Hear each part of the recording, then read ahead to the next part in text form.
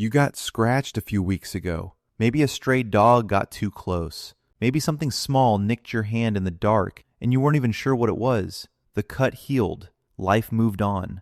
You stopped thinking about it. And that's exactly the problem. Because something is still moving, slowly, quietly, through your nerves, toward your brain. And by the time you actually feel it, it's already too late. We talk about scary diseases all the time. Plague wiped out a third of Europe. Smallpox killed somewhere around 300 million people just in the last century. Cholera can drain a human body dry in hours. These are legitimate horrors, real ones. But here's the thing. Most of those diseases announce themselves fast. Your body knows something's wrong. You get treatment or you don't. Either way, the clock is visible. Rabies doesn't work like that. Rabies hides. It lets you feel completely fine for weeks, sometimes months, while it quietly sets up camp inside your nervous system. And by the time you finally feel sick, the window is gone. That's not just scary. That's a different category of scary. Let's back up. Most of the time, rabies enters through a bite. Infected saliva gets into the wound. And here's what makes it so uniquely terrifying. It doesn't rush into your bloodstream where your immune system might catch it. It sneaks into the peripheral nerves right near the wound. Then it just travels, slowly creeping inward toward your spinal cord and brain. Your immune system doesn't even know it's there. Average incubation is around 2 to 3 months, but it can be as short as a week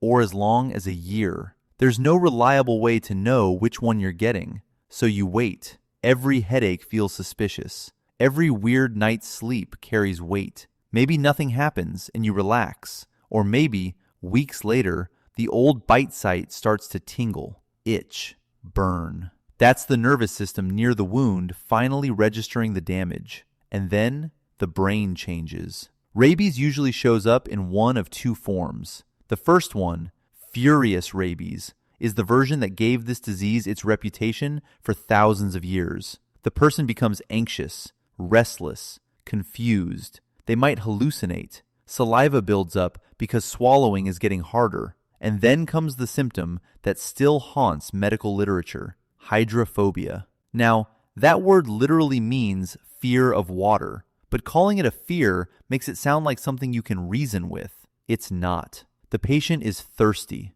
desperately thirsty. They see the glass of water. They want it. And the moment they try to swallow, the muscles in their throat seize up in violent, painful spasms. The body physically rejects the one thing it needs most. It gets worse. Eventually, just seeing water can trigger the reaction. The nervous system starts anticipating the swallow before it even happens. And it's not just water. Air becomes a trigger too. A light breeze across the face. A fan on the other side of the room. The nervous system is so damaged at this point that ordinary sensations feel like attacks. Think about that for a second. Water, air, two of the most basic, neutral things in existence, turned into sources of torment. For most of human history, people watching someone in this state didn't think disease. They thought something else entirely had taken over the person. And honestly, that reaction makes complete sense. The person you know is still partly there,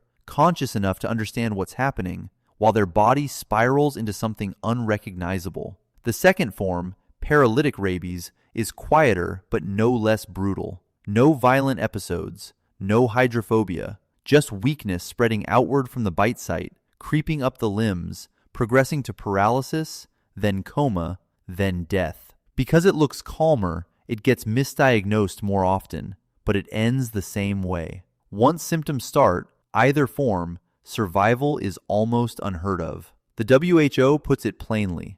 Once clinical illness begins, rabies is fatal. The CDC echoes that. A handful of people have survived under intensive experimental care, but we're talking about cases rare enough to have names attached to them in medical journals. This is the part that feels genuinely cruel about rabies. Medicine can be incredibly effective against it, but only at a very specific moment, before symptoms, during the incubation, when you still feel fine. Once that window closes, modern medicine largely watches. Post-exposure treatment, when it's done right and done fast, is close to 100% effective. Clean the wound immediately. Get vaccinated. Get immune globulin placed around the exposure site if needed. That's it. That's the whole formula. But here's the catch. You need to do it while you feel completely healthy, while part of your brain is saying, it was probably nothing. Rabies punishes hesitation. The bite felt minor. The animal ran off before you could see it clearly.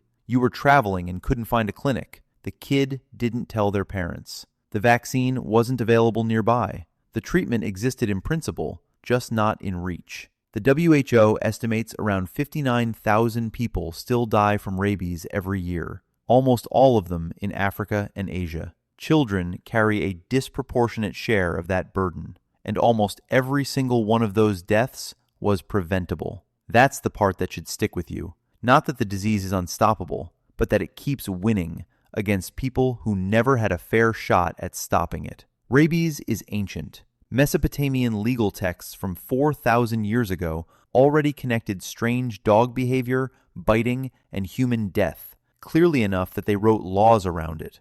Greek and Roman writers described hydrophobia by name. The sequence was observable even without germ theory. Dog changes, dog bites, person changes, person dies. Before vaccines, the treatments were desperate. Burn the wound, cut it out, pack it with herbs, pray. Some of this accidentally contained useful logic. Washing a wound does reduce transmission risk and is still part of modern care. Most of it was just fear trying to look like action. Then 1885 happened. A 9-year-old named Joseph Meister arrived in Paris, bitten 14 times by a dog believed to be rabid. Louis Pasteur, not even a physician, administered an experimental course of inoculations developed from infected nerve tissue. It had been tested in animals, never proven safe in humans. The boy survived. That single case didn't just change rabies treatment. It cracked something open in how medicine thought about vaccines.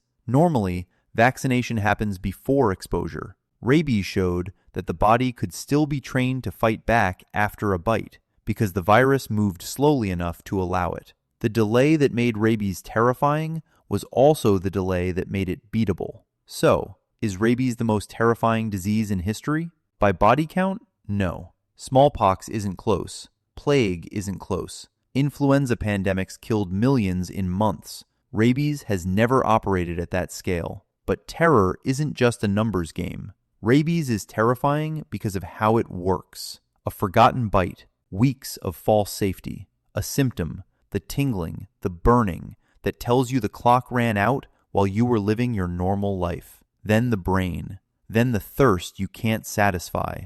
Then the air you can't tolerate. And the whole time, the treatment existed. It was available. It was almost laughably simple. Soap, water, a vaccine, speed. Just not always in reach. That gap between what's possible and what actually happens is where tens of thousands of people die every year from a disease that was preventable. That's not ancient. That's now. If you found this video interesting, subscribe. There's a lot more where this came from.